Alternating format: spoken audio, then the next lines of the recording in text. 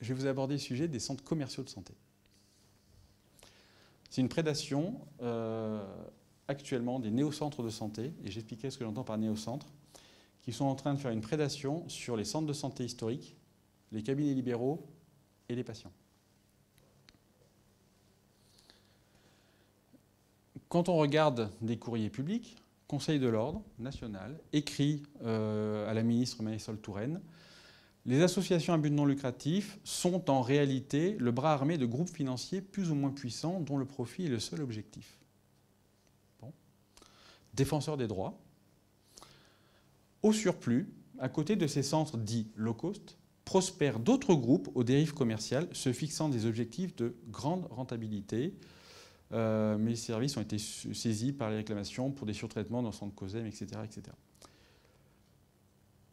L'IGAS, pour la mission, 2 éléments importants sont à prendre en compte pour détecter les fonctionnements à risque pour les patients, l'orientation vers l'implantologie et surtout l'intrication de la gestion à une association à but lucratif et des sociétés privées avec une recherche de maximisation du chiffre d'affaires dans un modèle financier relativement opaque.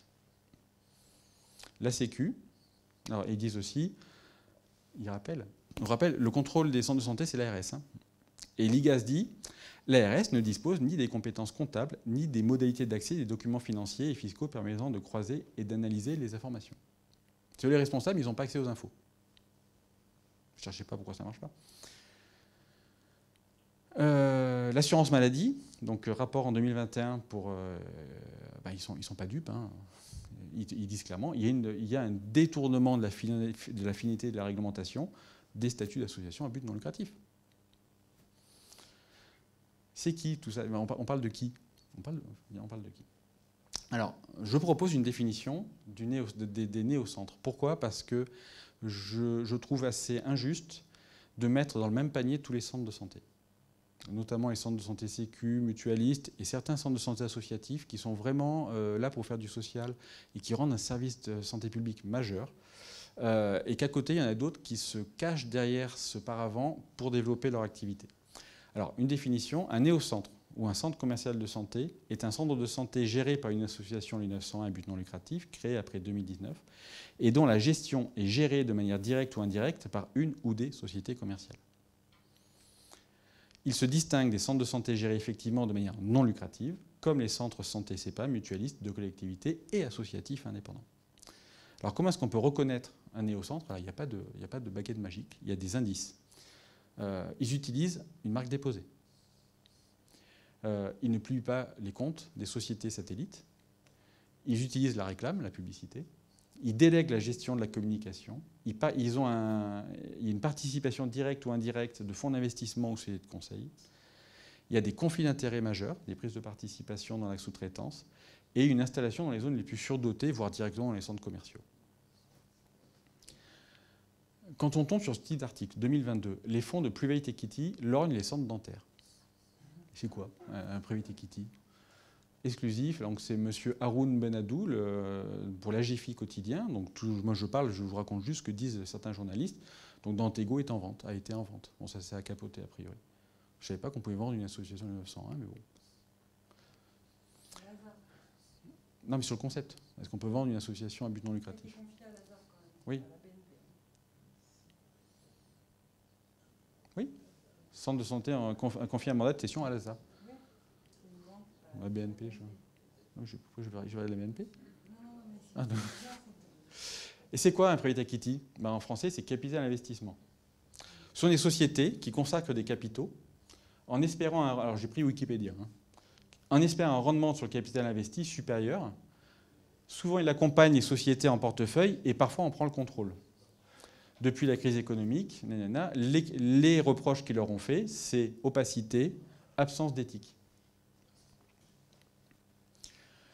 En 2012, l'IGF, qui, je répète, n'a aucune raison de nous faire plaisir, parce qu'eux, ils expliquaient qu'il fallait tout libéraliser. Mais ils disaient une chose.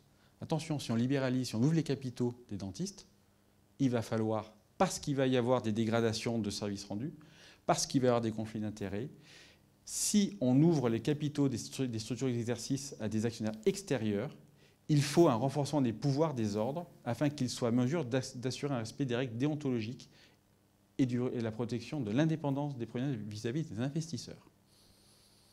C'est-à-dire même ceux qui voulaient ouvrir les capitaux des CELARL, ils disaient oui, mais il faut renforcer le contrôle. Parce que c'est casse-gueule, c'est risqué. Et c'est l'IGF, hein. C'est un grand corps d'État. Et une des propositions, il disait attention, si il faut augmenter les pouvoirs disciplinaires aux actionnaires des structures d'exercice. Parce qu'aujourd'hui, si vous avez une CELARL qui est condamnée, c'est les dentistes. Si vous avez un non-dentiste qui est dans la CELARL, lui, il ne risque rien. Bah, sauf si c'est radié, au moment-là, il n'a plus de revenus, mais lui, il ne risque rien.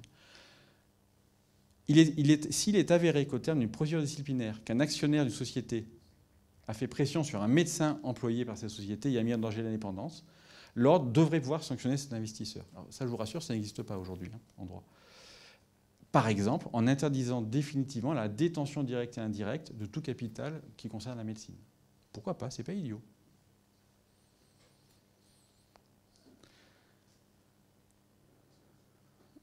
Quand on regarde, par exemple, des conseilleurs en 2017 de Private Equity, ils vous disent, ben voilà, l'opportunité chaîne dentaire, consolidation de l'industrie dentaire européenne est à sa première étape. 2017, donc on est en plein dentexia. Ils vous disent, c'est l'avenir. Qu'est-ce qu'il faut? Garantir une marque. Après, ça, c'est des trucs quand même de bon sens. Intégrer verticalement en achetant des laboratoires dentaires et, le cas échéant, les délocaliser. Investissez dans la 4CAM. Quand on dit investir verticalement, ça veut dire faire du conflit d'intérêts en permanence.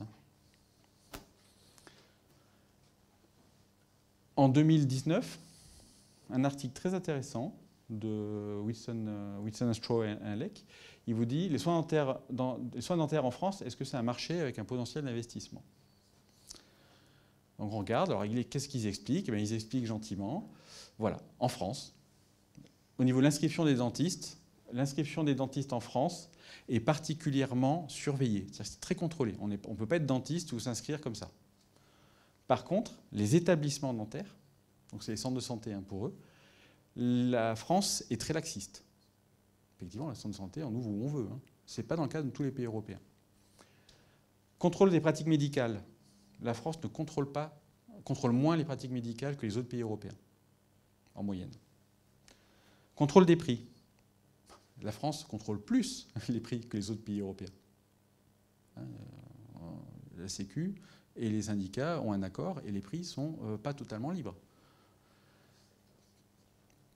Alors qu'il y a des pays européens où il y a plus de souplesse. Propriété de l'entreprise par les professionnels. C'est à qui appartiennent les cabinets dentaires et les centres de santé.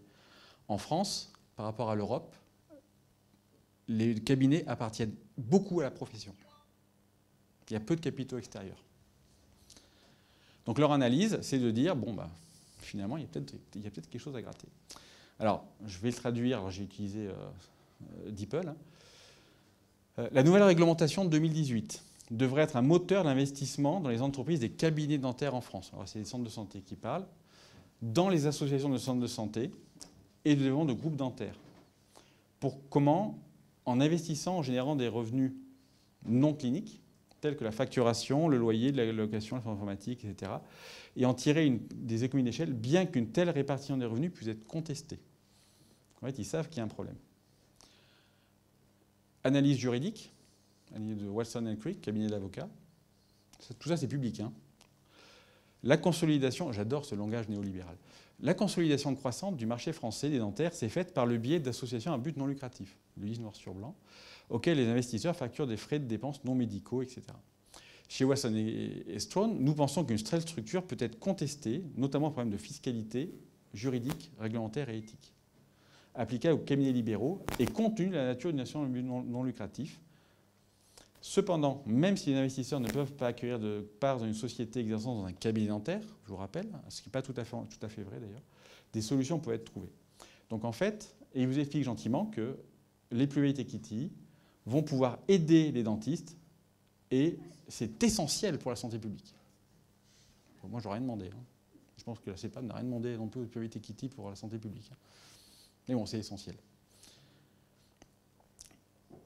Xerfi et une autre société de conseil vous expliquent Que vers 2023, ça va se calmer un petit peu, qu'elle va être entravée, parce que, pour 3 raisons. D'abord parce que les grandes villes sont tellement saturées qu'il n'y a plus de place.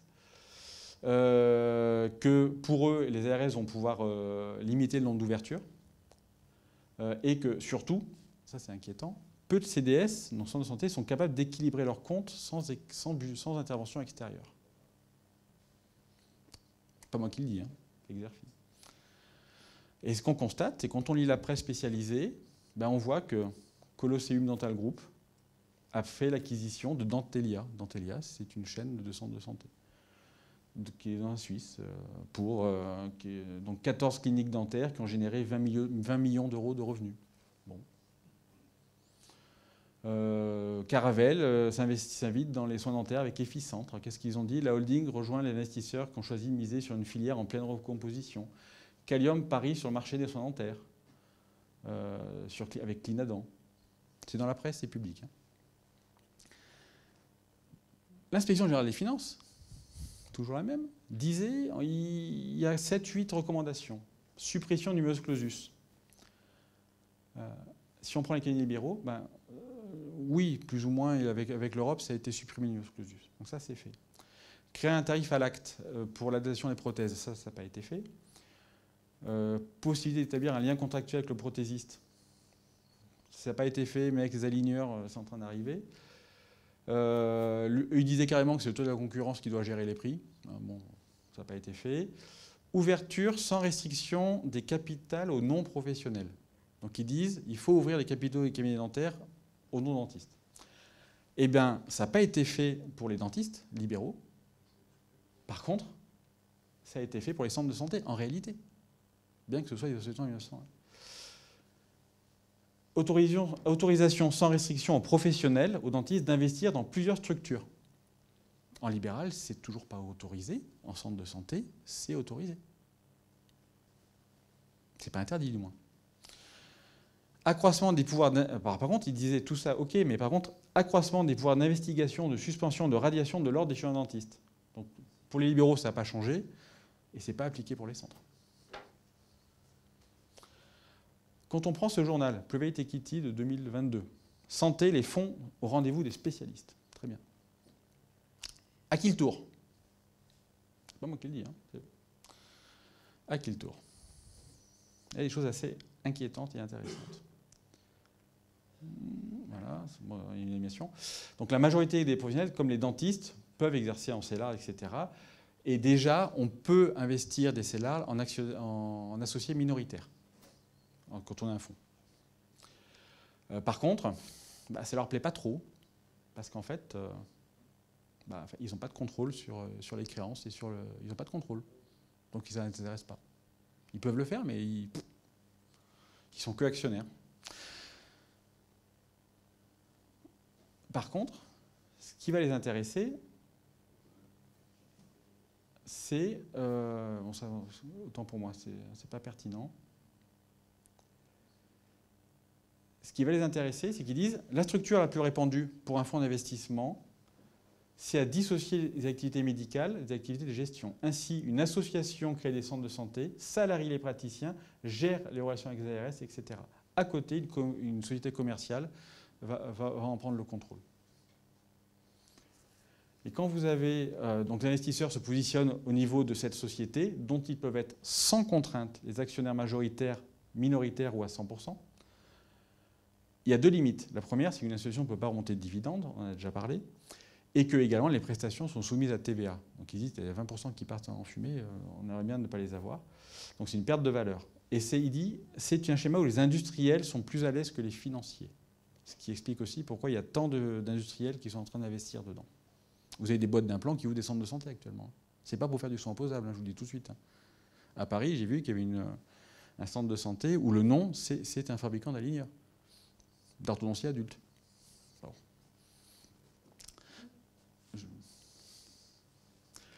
Je pourrais en parler en off, mais je ne l'ai pas mis dans la diapo.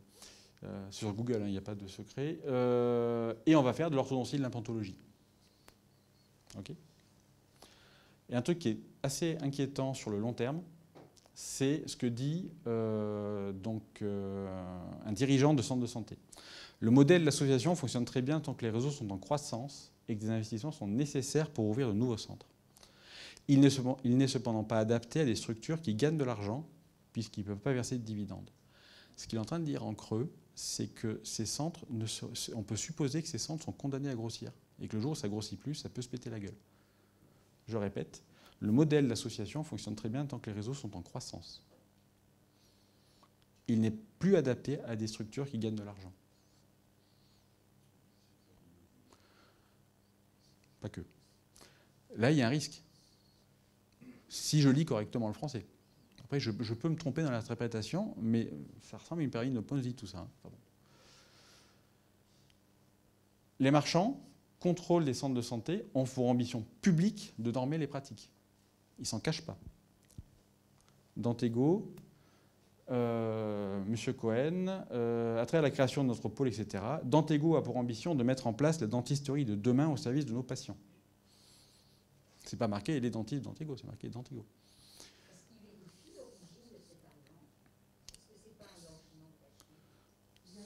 C'est pas à moi de le dire, moi j'en sais rien.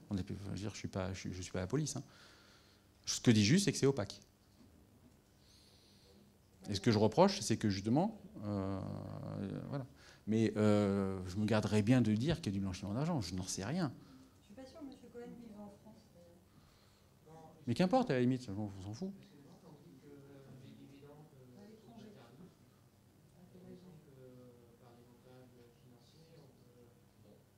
C'est aux autorités policières et judiciaires de l'établir.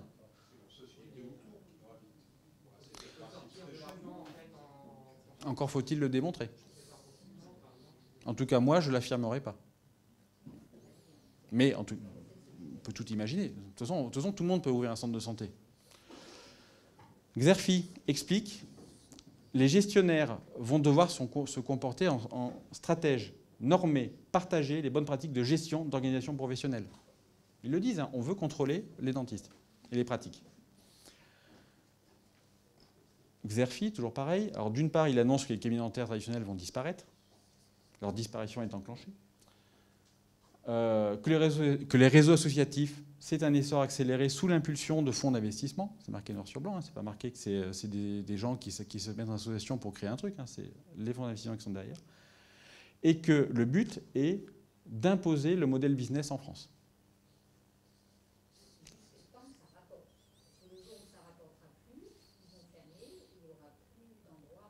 Oui, mais en étant taquin, je dirais un cabinet dentaire classique aussi, tant que le jour où ça ne rapporte plus, ça ferme. On ne peut pas leur reprocher. Oui, mais ce qui se passe en ce moment, c'est qu'on a quand même encore des petits cabinets avec des dérogations à la loi d'accessibilité qui sont quand même de proximité et qui sont encore existants. Avec un système comme ça, on ne peut plus vendre le cabinet, vu que tout le monde va partir dans ce genre de structure.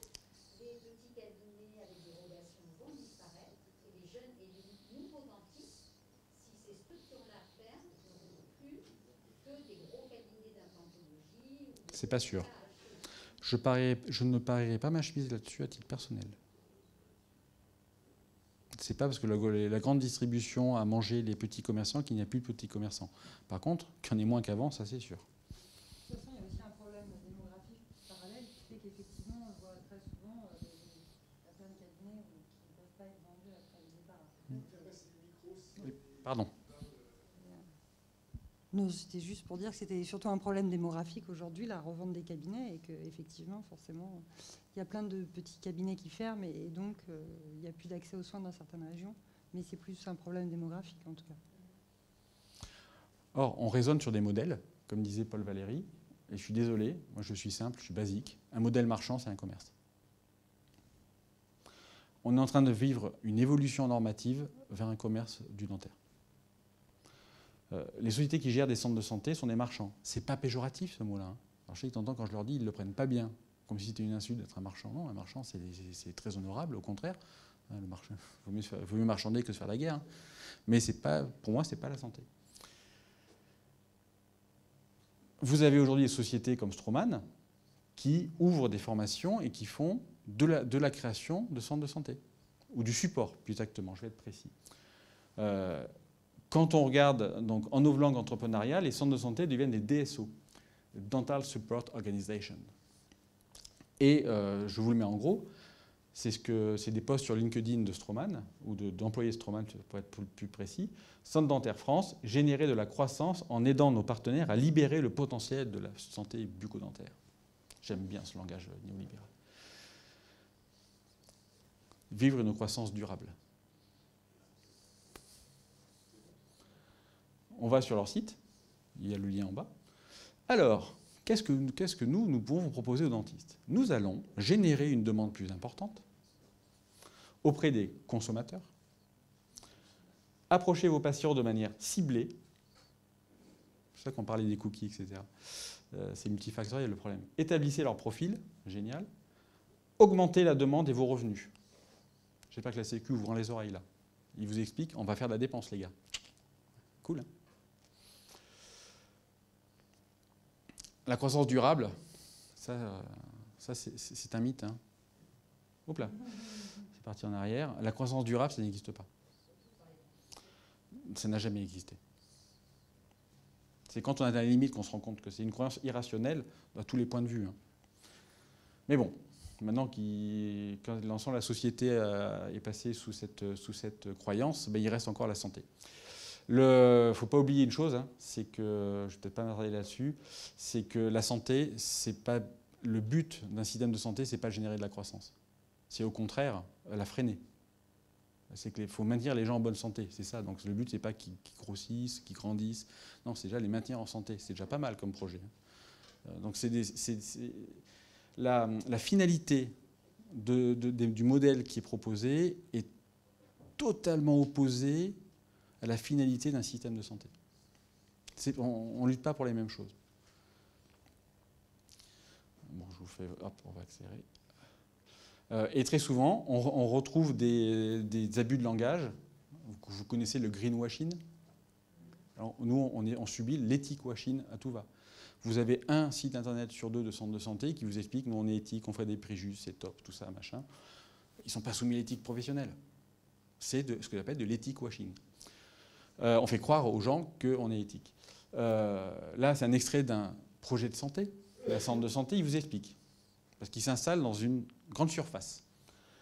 Dans une démarche de démocratisation de l'accès aux soins, nous ne souhaitions en effet ni proposer une destination ingarable, ni un système payant. À quoi bon pratiquer des tarifs conventionnés si le patient doit supporter un reste à charge horodaté? Ça passe crème. Non mais l'ARS, ils ne peuvent pas dire non. En fait, ils n'ont pas le pouvoir de dire non. Je pense bien que ceux qui lisent ça, ils font... Mais non, ils ne peuvent pas dire non. C'est ça l'argumentation. Hein. De dire je m'installe dans un centre commercial, c'est ça. On ne paye pas le parking. Ok. Moi, je me rappelle que dans Texia, il y avait quand même une couverture éthique, au moins affichée, par des grands noms de la profession.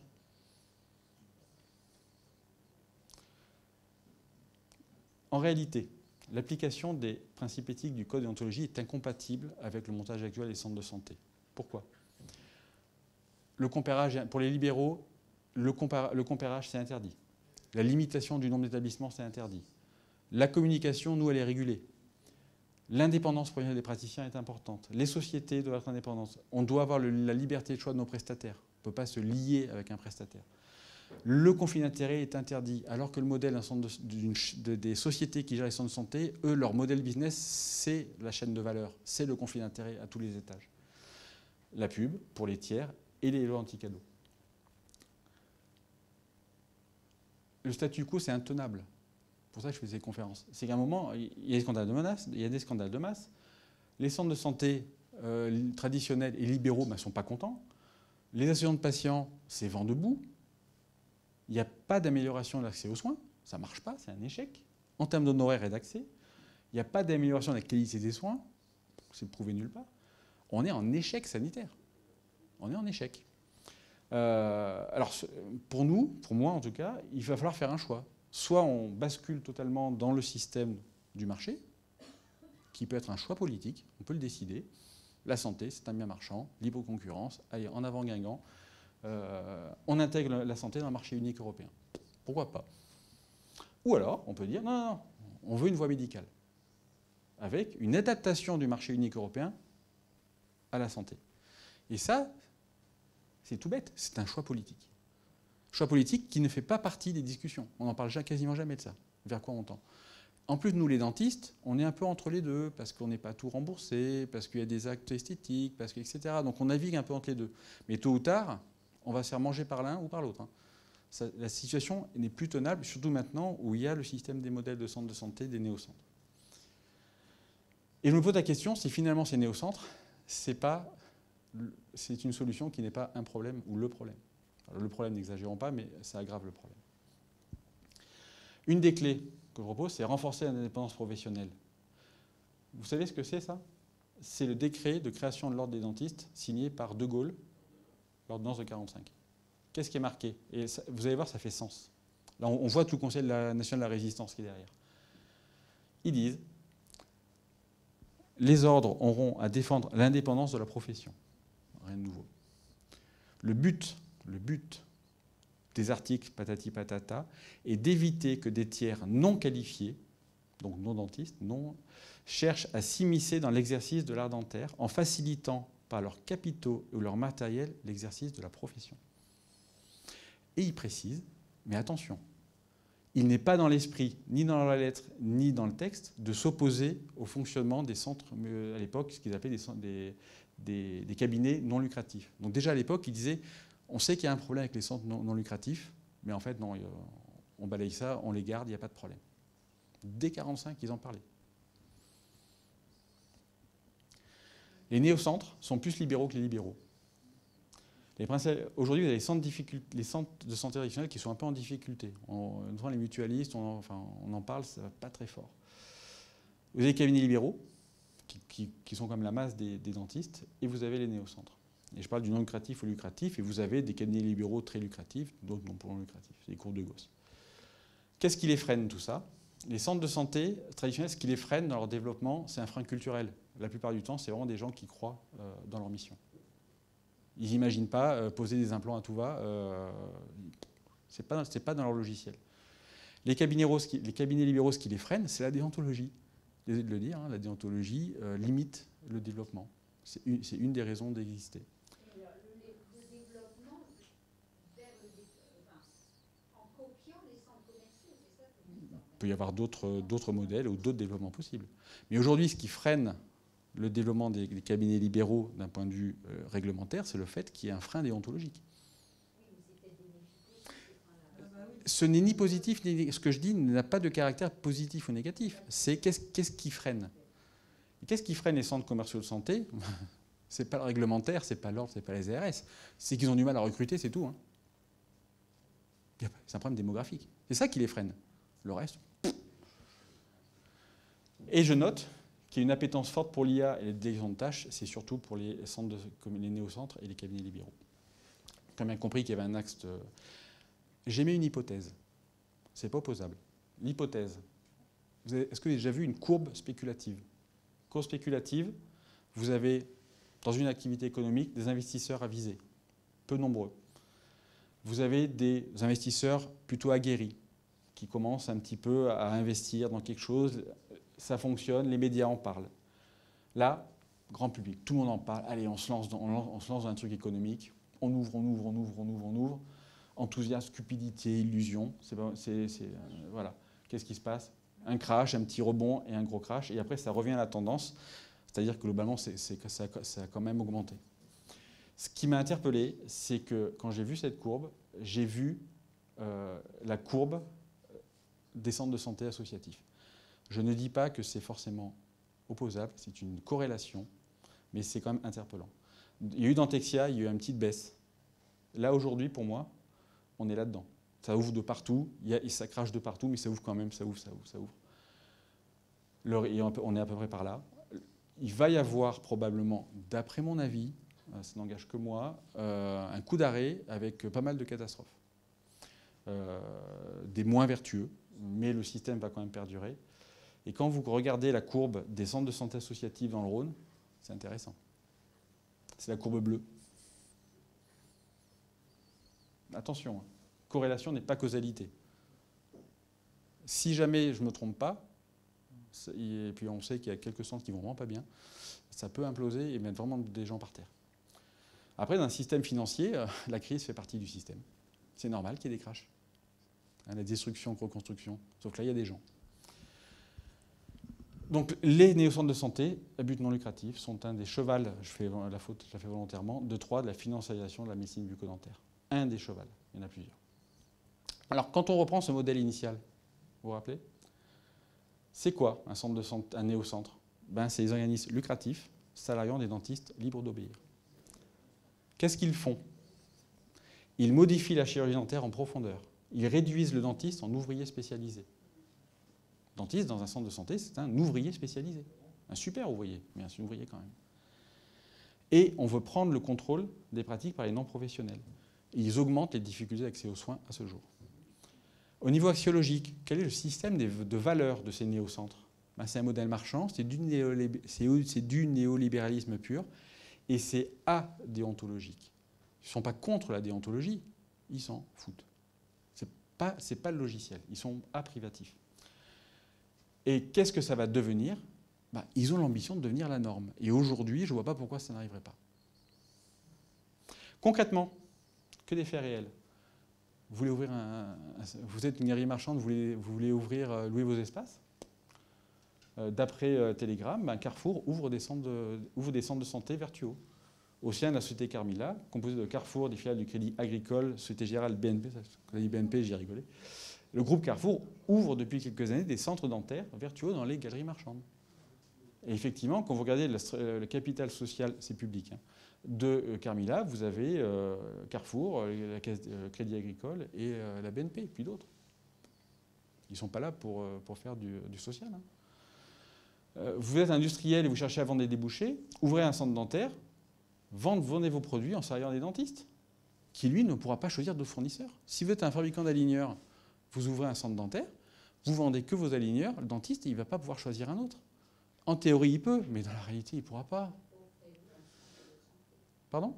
Offrez-vous un centre de santé? Bien sûr, c'est ce que je dis. Il salarie des dentistes, de manière indirecte. Ce n'est pas direct. Il y a toujours le paravent de l'association au milieu. Atabi. L'association Katabi, pardon, excusez-moi. Le président de l'association peut exercer à titre bénévole. Atabi, c'est un nom particulier? Atali? Ah non, non, non. Non, mais j'ai lu son rapport d'il y a longtemps et il y a beaucoup de choses là-dedans. Et je ne voulais pas vous encombrer. Katabi, elle dit, attention, il ne faut pas que les fabricants puissent gérer des centres de santé. Elle le dit. Aujourd'hui, ça existe. C'est comme si Pfizer ouvrait des centres de santé de sexologie. Ils vont vendre du Viagra. C'est normal. Cas réel. Vous voulez offrir des massages et des coupes de champagne dans le cadre de consultations esthétiques gratuites uniquement aux clients d'un spa partenaire? Ouvrez un centre de santé. Je ne vous dirai pas qui c'est parce que c'est en instruction. C'est réel. C'est ça la vraie vie. Rien n'interdit. Et c'est pas sûr que ce soit illégal. Vous ne voulez ne pas participer aux gardes, ou transformer votre cabinet en centre de santé. Et vous dites, je ne peux pas participer aux gardes. À l'URPS Grand Est.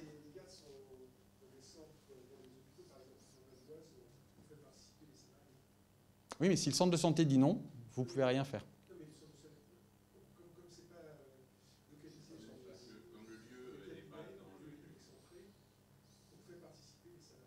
Alors, que ce soit clair, l'immense majorité des centres de santé et dentistes salariés jouent le jeu.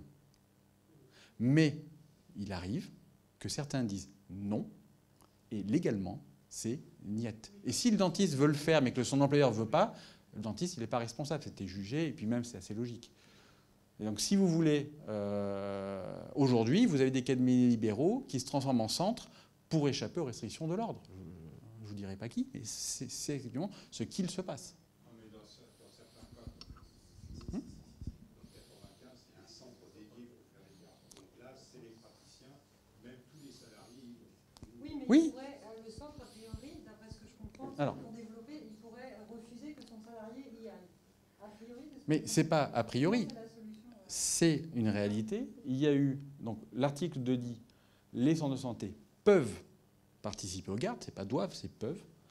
Et Conseil d'État 2020 Alors, chirurgien dentiste salarié n'ayant pas assuré une garde pour lequel il figure au tableau, alors que son employeur a refusé de mettre les moyens techniques.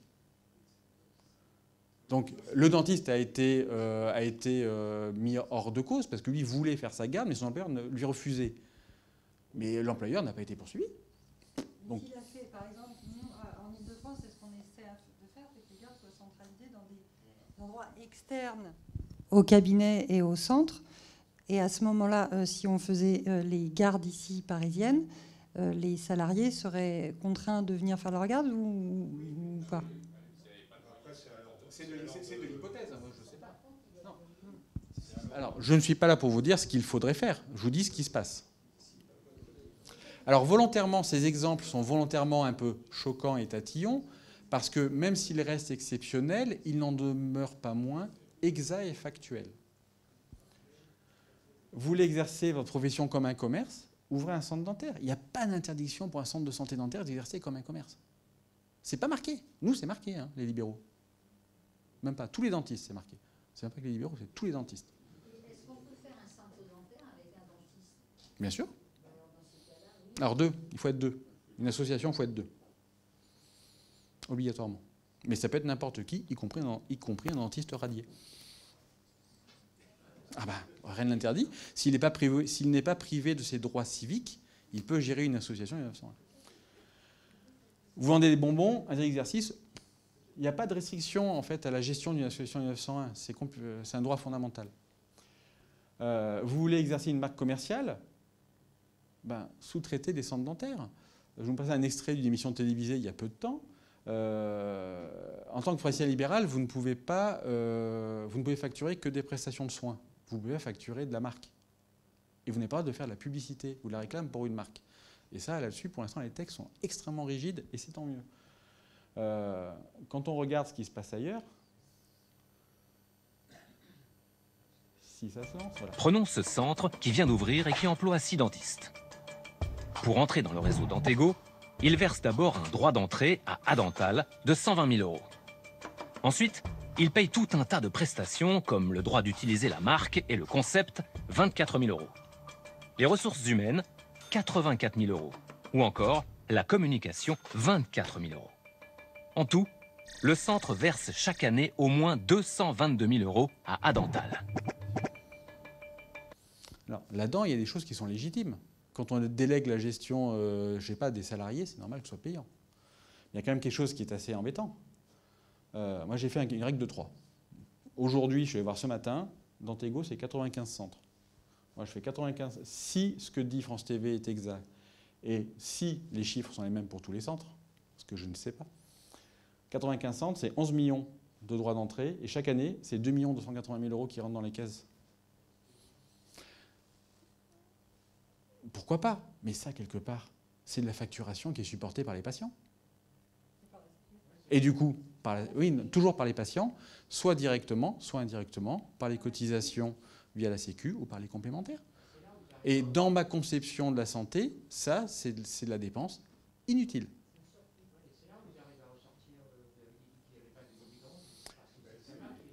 C'est aux autorités judiciaires, si elles s'en saisissent, de le déterminer.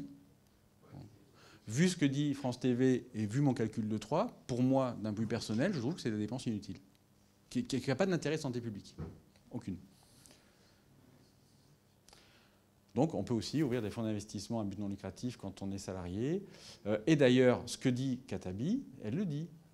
Les ARS sont mal outillés pour refuser des ouvertures à des gestionnaires compromis.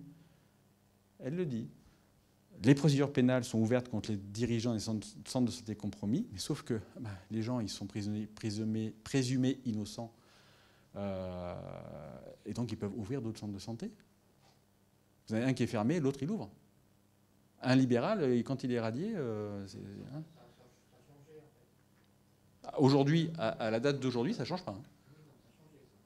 Non. À la date du jour.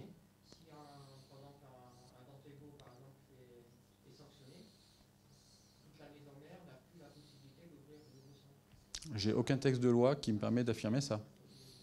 Non, c'est l'idée. D'ailleurs, ce que j'aimerais bien qu'il soit, c'est que les bénéficiaires soient co-responsables de leurs problèmes. Toujours pareil, hein, les bénéfices, je veux bien les récupérer, les déficits, je veux bien que d'autres les prennent.